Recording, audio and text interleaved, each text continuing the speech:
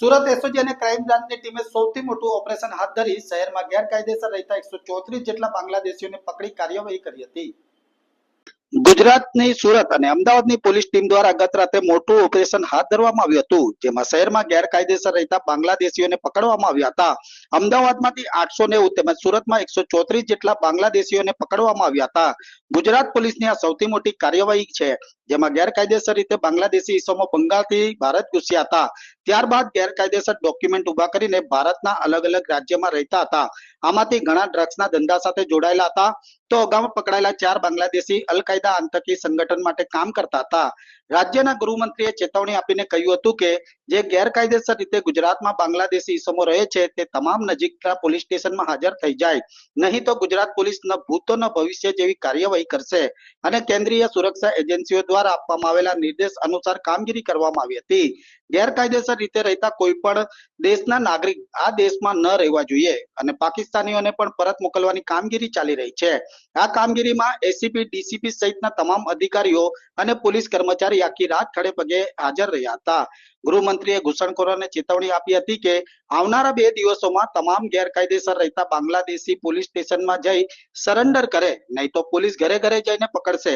આ લોકોને શરણાગત આપનારા પણ સાંભળી લો કે આવી કોઈ પણ પ્રવૃત્તિ કરી તો તેમને પણ ગુજરાત પોલીસ નહીં છોડે। આ તમામ બાંગ્લાદેશીઓને ફેક ડોક્યુમેન્ટ બનાવી આપનારાઓને પણ પકડવામાં આવશે। વડાપ્રધાન નરેન્દ્ર મોદીની બેઠક બાદ ભારત સરકારે કામગીરીના પગલા ઉઠાવ્યા છે।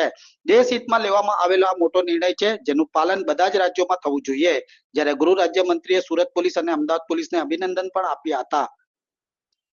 बंगाल के मैक्सिमम डॉक्यूमेंट्स बंगाल के अंदर से वो लोग ने फेक डॉक्यूमेंट्स क्रिएट किए थे जो पकड़े गए और उस पर भी तहकीकात चालू है। अमित चावड़ा, कांग्रेस के अमित चावड़ा कह रहे हैं कि इतने सारे बांग्लादेशी आ गए, सरकार अब तक क्या कर रही है? वही विषय समझने जैसा है और इतने सालों से इन्हें यही विषय समझने की आवश्यकता थी।